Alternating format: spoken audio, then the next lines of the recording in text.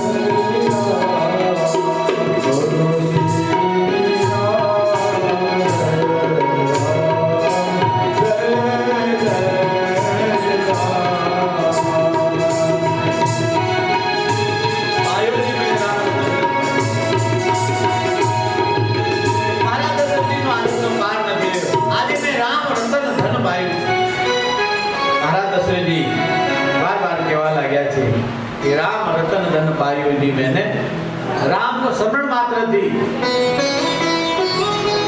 आखी अयोध्या में परमानंद थयो छे घरे घरे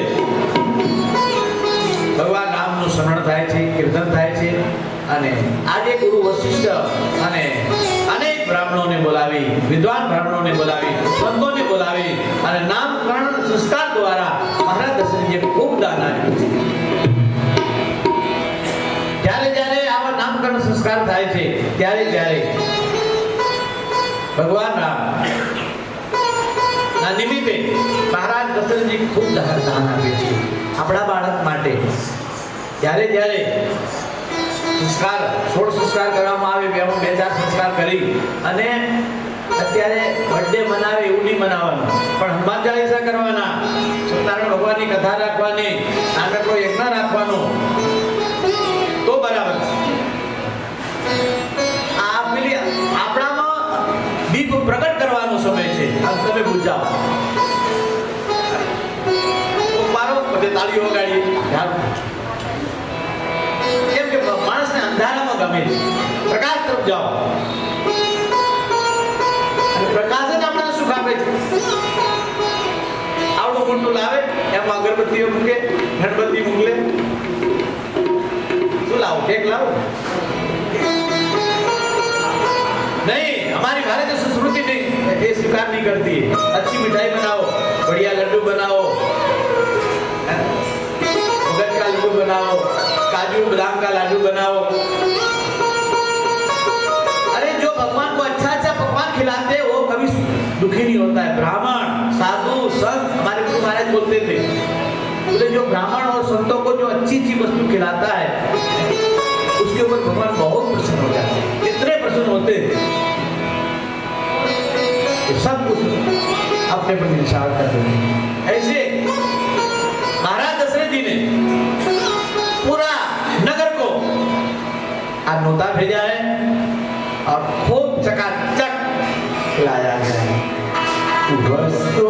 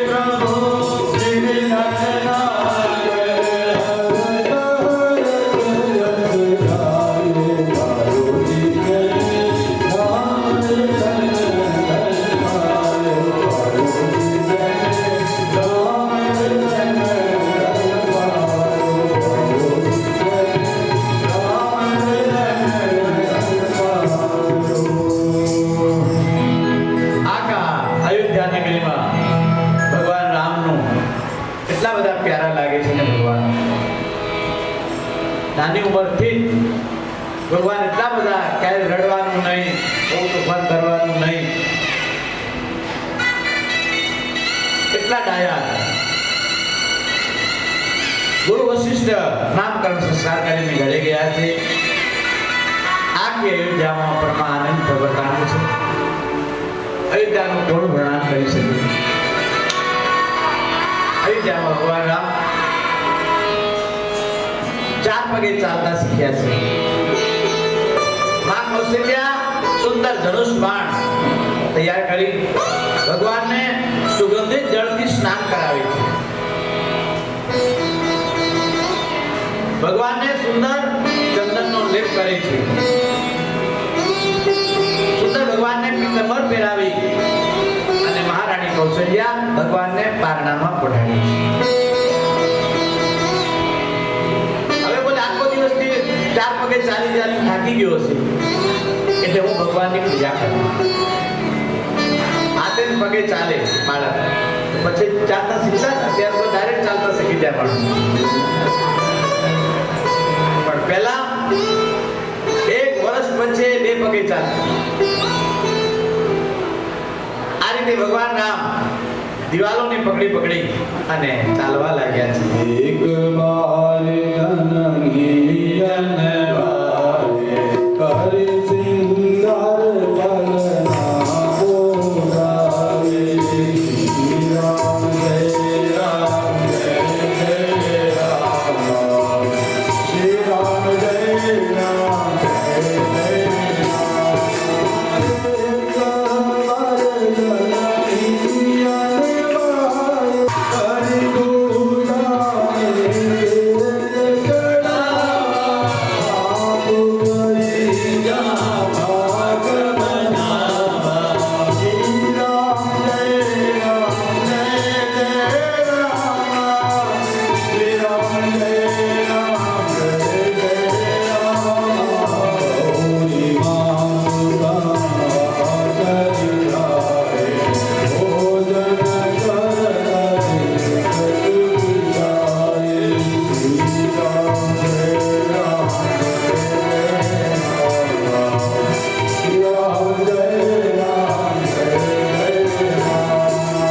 ભગવાનને નિવેદ કરાવી અને માં પોતાના રસોઈ ઘરમાં ગઈ છે.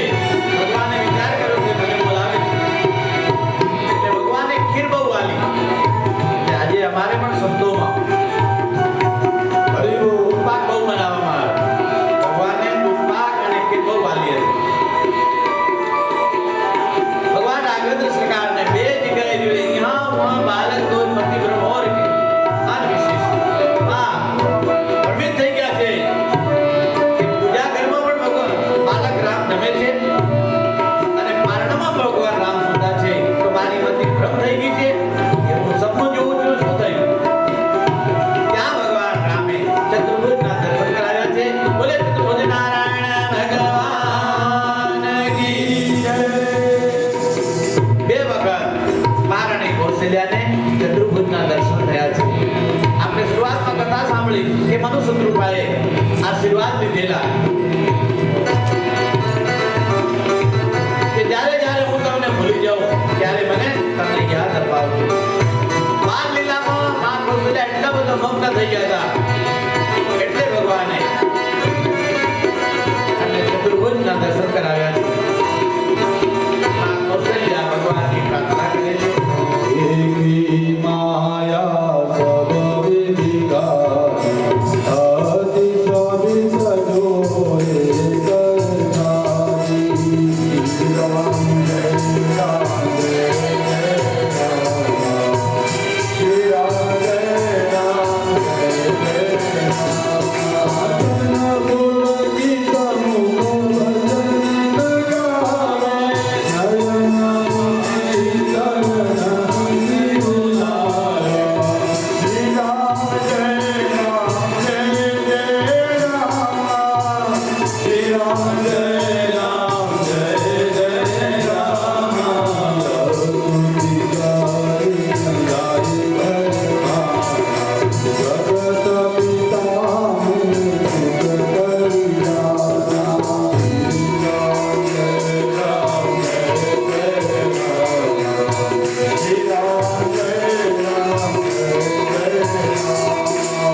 ભગવાન આગળ દર્શન કરી ચતુર્ભુજ નારાયણના દર્શન કરી અને મા કૌશલ્યાને ખૂબ આનંદ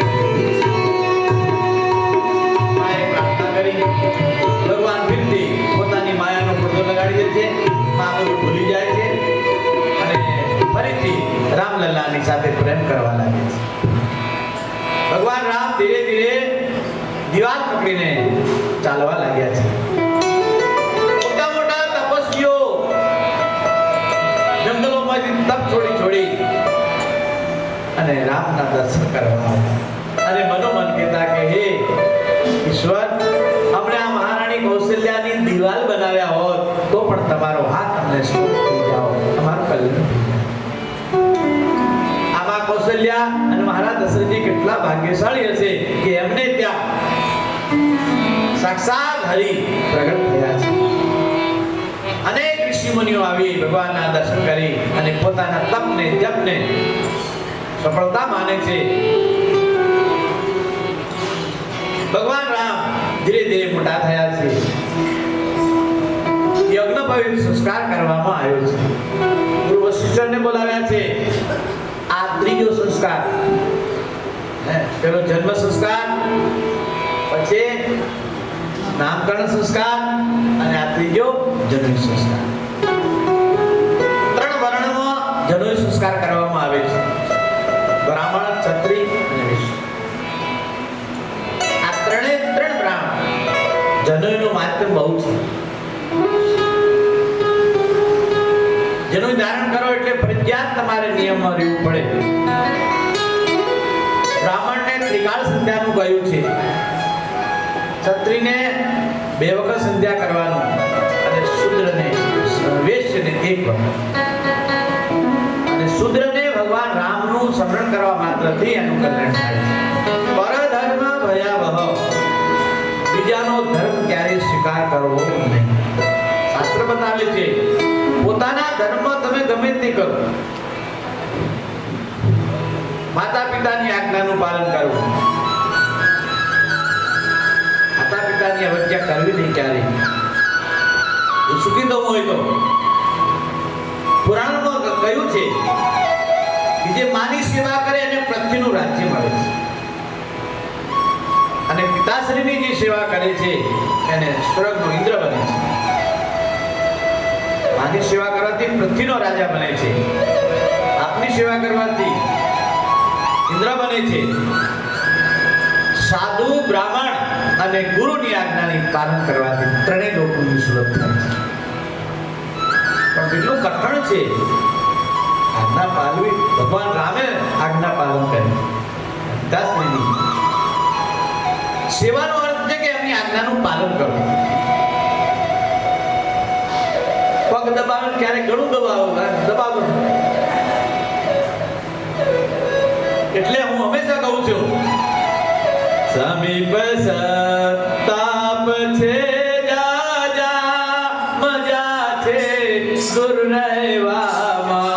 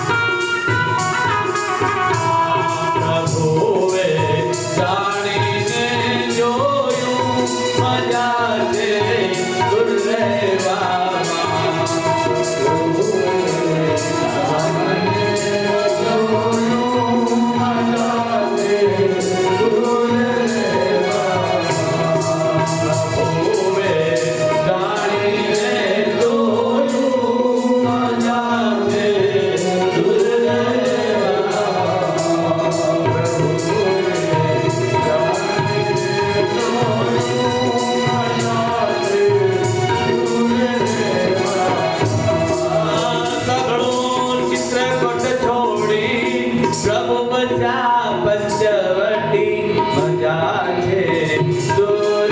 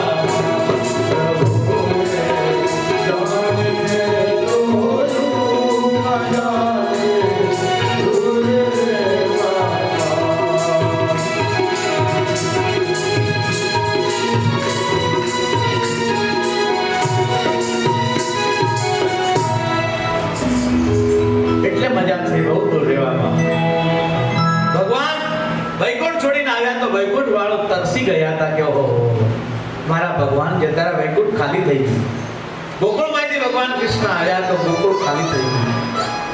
અયોધ્યામાંથી ભગવાન રામ ત્યાં વિદાય પામે છે ત્યારે મહારાજ દશરથજી એમના દેવનો પ્રાણ છોડી દે છે.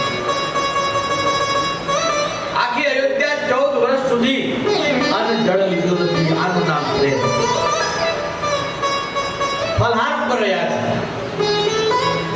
નથી લીધું. કોઈ કંદમૂળ ફળ, કોઈ દૂધ ઉપર, કોઈ એક દિવસ ઉપવાસ, એક દિવસ જમવાનું. એટલે એકાદશી કરીએ ને ત્યારે દસમને દિવસે એક ટાઈમ જમવાનું હોય. બાકી એકાદશી કરવી હોય તો એક દસમને દિવસે એક ટાઈમ જમાય. સાંજે ખાલી થોડું દૂધ.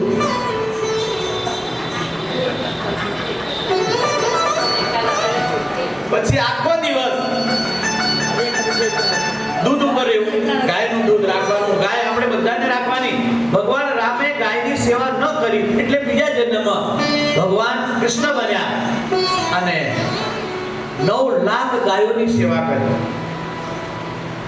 9 લાખ ગાયોની એમણે સેવા કરી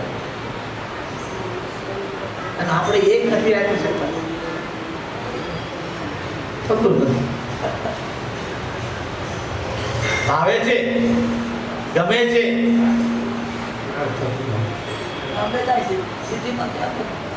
मेरे को भी बोलते हैं कि यहाँ एक गौ रखो. मैं बोला मेरे कोई आर्थिक भगवान की पूजा ही मुझे करनी पड़ती है. विचार कर पूजा तो अच्छा है, बहुत बढ़िया है, लेकिन कहीं जाना हो घूमना फिरना.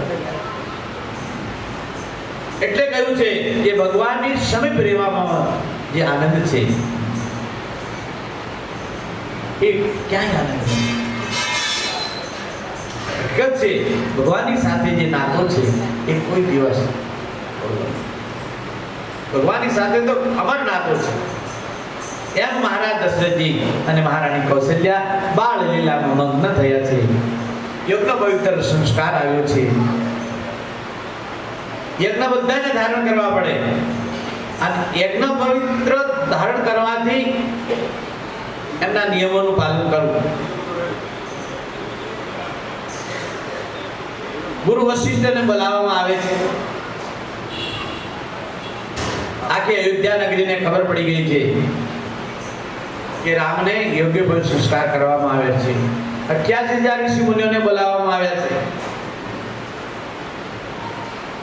દેવ, દાનવ, માનવ, ઋષિ, મુનિ બધા જ ભગવાનના નામમાં મગ્ન થયા છે. ત્રણે રાણીઓને બહુ દુઃખ થયું છે. પહેલા એવું હતું કે દીકરાને જન્મ સંસ્કાર થાય એટલે ગુરુ આશ્રમે જાય અને જ્યાં સુધી વિદ્યા જ્ઞાન પૂરું ન થાય ત્યાં સુધી એને પાછો લાવવામાં ન આવે. અત્યારે તો ગુરુજીને ઘરે બોલાવે અને બોલે એક થેલી આપી દે, શાકભાજી લેતા આપો. પછી એ વિદ્યા ફલીભૂત થતી નથી. ગુરુનો, સંતનો આદર હોવો જોઈએ. ભલે તમે સન્માન કરો, કઈ આપો ના આપો એનો વાંધો નહીં, પણ અપમાન કરવાનું ક્યારેય મનમાં પણ વિચારવું નહીં. આપણે શાસ્ત્ર સાંભળીએ છીએ, શું કરવા? કે આપણામાં જ્ઞાન મળે અને આપણે મનુષ્ય શરીર જળ્યું છે, આપણને તપ કરવા માટે ભગવાને મોકલ્યા છે. સિવાય આપણું કોઈ નથી એવું મહારાજ દશરથજી ત્રણે રાણીઓને બહુ દુઃખ થયું છે કે આ હવે દીકરાઓ જશે અને ક્યારેય પાછા આવશે. મહારાજ દશરથજીને કહ્યું કે આ યુદ્ધ કોઈ સંસ્કાર છે ને એ થોડો થોડો આગળ લઈ જાઓ. થોડા દિવસ દીકરાઓ મારી પાસે રહે. બોલે નહીં મહારાણી, શક્ય નથી કે ઉંમર થઈ ગઈ અને વિદ્યાર્જન નહીં કરે. અસ્ત્ર શસ્ત્ર 4 વેદ 6 શાસ્ત્ર 4 પ્રાણનું એમને જ્ઞાન હોવું જોઈએ. કાલે ગાદી નો અધિકારી બનશે, એમાં જ્ઞાન નહીં હોય પતન થશે. અજ્ઞાની જીવનું પતન થાય છે, જ્ઞાની વ્યક્તિનું ક્યારેય પતન. પણ જ્ઞાન હંમેશા ટકતું નથી. એટલે જ્ઞાનની સાથે વૈરાગ અને ભક્તિ બે હોવી. મહારાજ દશરથજીની પાસે બધું હતું. જ્ઞાન હતું, ત્યાગ હતો અને વૈરાગ હતો. આટલું સામ્રાજ્ય હોવા છતાં કોઈ અહંકાર નહોતો. આપણે તો ફોર વ્હીલમાં ફરીએ ને 80 માં રહીએ તેમ થાય કે આહા મારા જેવું છે જ નહીં.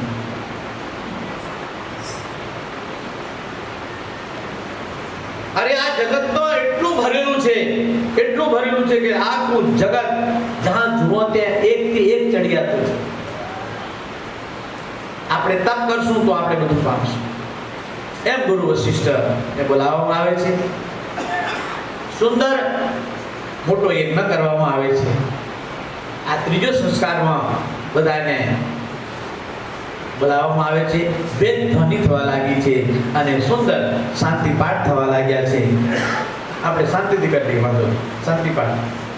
હરિ ઓમ મહાનો ભદ્રાગ્રદવો જંતુ વિશ્વતો દદ્ધાસો અપરિતા સૌદવિદા દેવાનો યથા સગીર્ધેય સન્નપ્રાયો રક્ષિતારો દિવે દિવે સ્વસ્તિ ન ઇન્દ્રો રધસ્રવાઃ સ્વસ્તિ ન ભોગા વિશ્વવેદાઃ સ્વસ્તિ નસ્તારક્ષો હરિષ્ઠનેમિઃ સ્વસ્તિનો દહસ્વતિર્દધાતુ ભદ્રં કર્ણેમિઃ શૃણુયામ દેવા ભદ્રમુપશ્યેમાક્ષવિદ્યાજत्राः श्रीरङ्गैष्टुष्टुवागुसस्तनो विद्वसे महि देवैदं जलायो गतमिन्नु शरदो अन्ति देवा जरानश्चक्राधरसन्तनो नाम पुत्रासो यत्र वितरो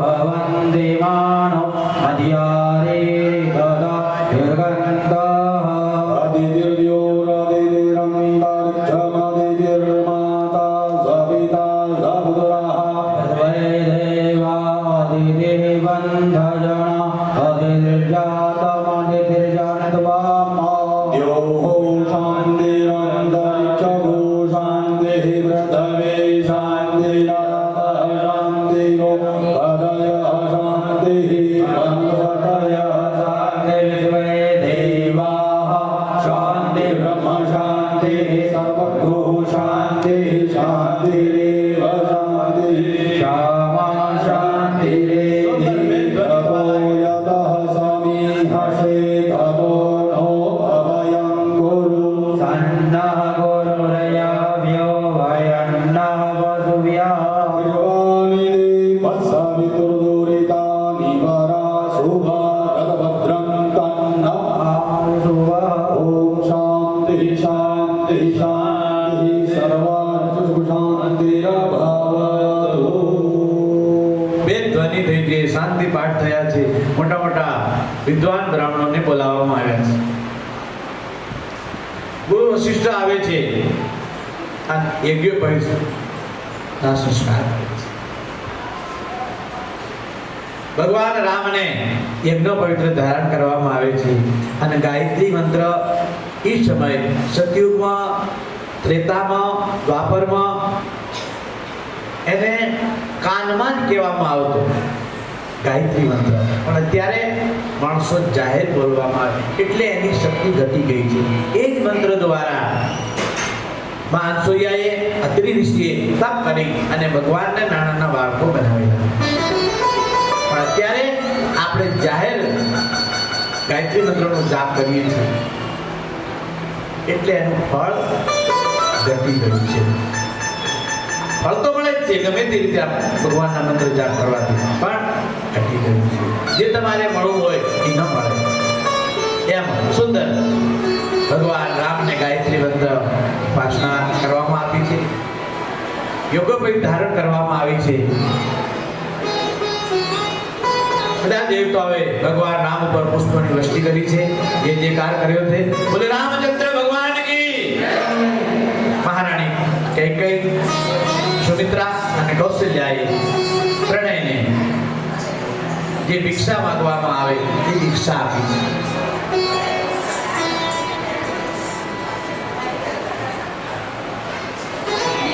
ભિક્ષા ધારણ કરવા ડોલી લઈ અને ચારે બાળકો રાજભવનમાં ગયા છે.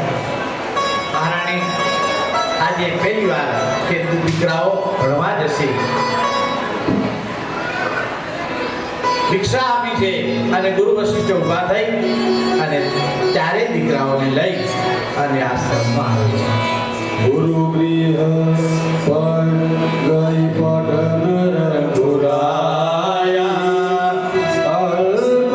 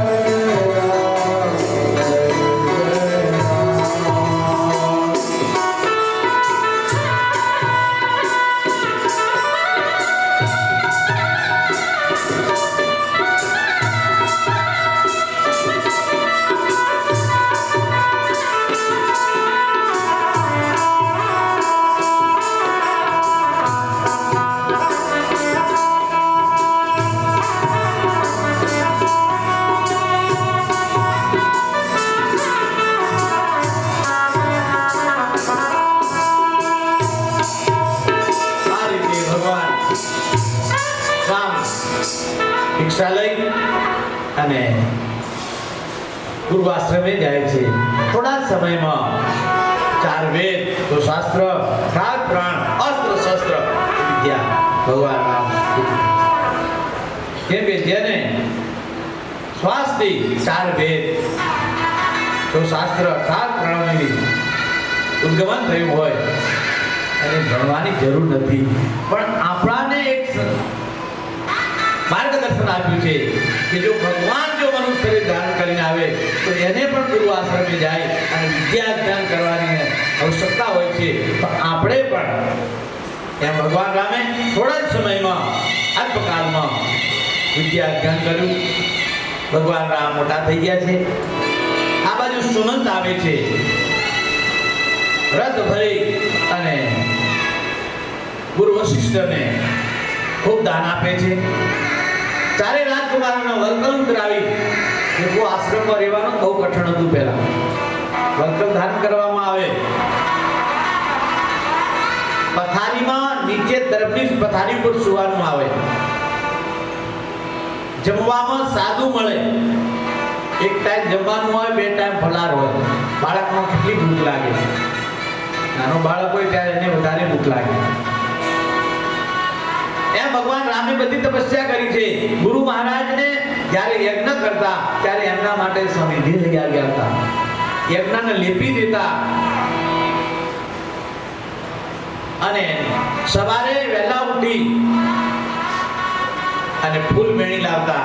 ગુરુ મહારાજની પૂજાની દરેક વસ્તુ તૈયારી કરી. એમ ભગવાન રામ વિદ્યા જ્ઞાન પૂરું કરી અને અવધમાં પાછા આવ્યા છે. આખા નગરમાં આ ચોથો ઉત્સવ કરવામાં આવ્યો છે કે વિદ્યા જ્ઞાન કરીને આવે ત્યારે આખા નગરમાં બીજો સંસ્કાર બનાવવામાં આવ્યો છે કે મારો દીકરો 16 કળામાં તૈયાર થઈ રત્ન બનીને આવ્યો છે. રત્ન તો હતો પણ સુગંધ ફેલાવી આખા વિશ્વમાં માતા પિતા અને ગુરુનું નામ રાખે. એનું નામ પુત્ર, એનું નામ શિષ્ય અને એનું નામ આપણે ભારતીય સંસ્કાર કહેવાય. અરે તે સંસ્કૃતિને બચાવે. ભગવાન રામ ને સુંદર રથ ઉપર બેસાડી અને આખા નગરમાં ફૂલે ફેરવ્યું છે.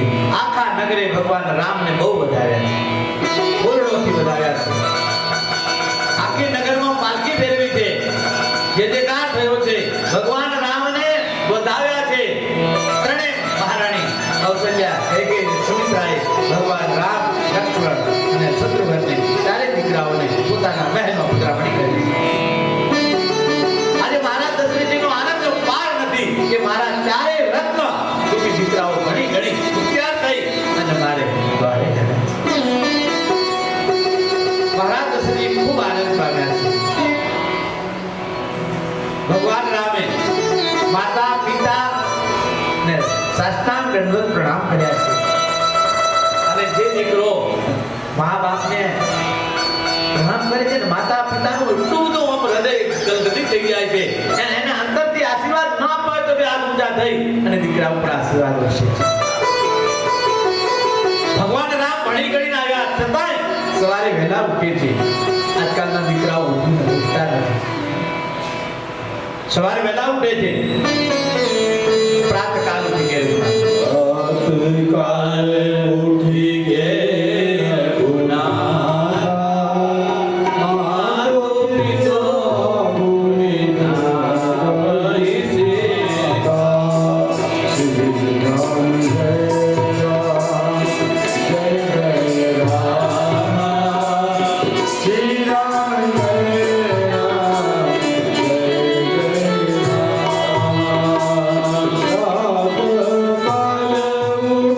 Jai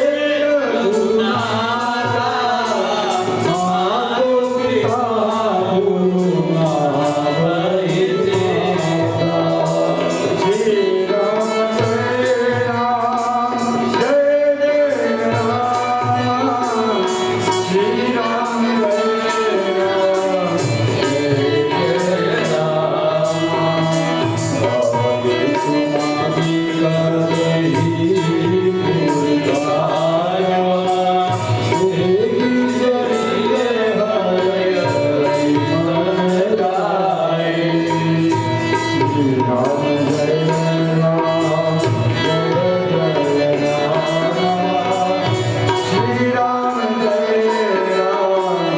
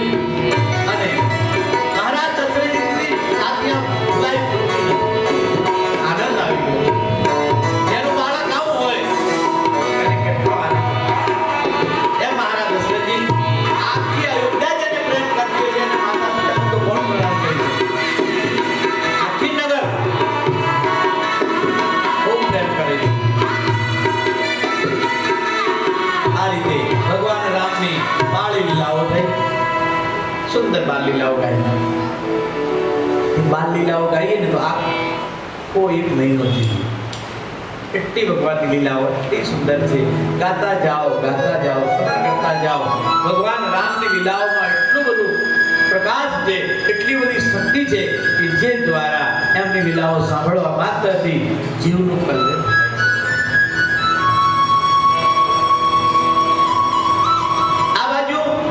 વિશ્વામિત્રજી યજ્ઞ કરે છે આની કથા બાળ ચરિત્રની ગોસાઈ ત્યાં મૂકે છે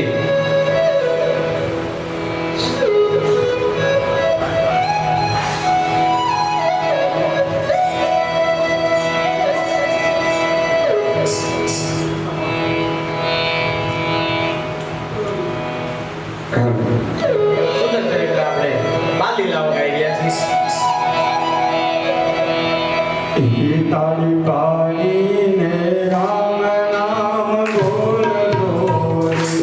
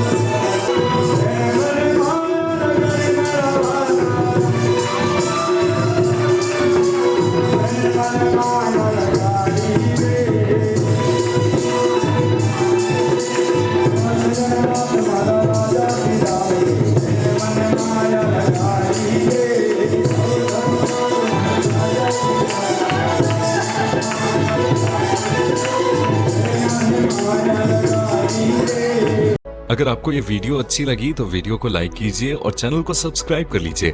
साथ ही बेल आइकन को भी दबाएं ताकि आने वाली हर एक वीडियो का आपको अपडेट मिल सके। तो मिलते हैं अगले वीडियो में, तब तक के लिए धन्यवाद।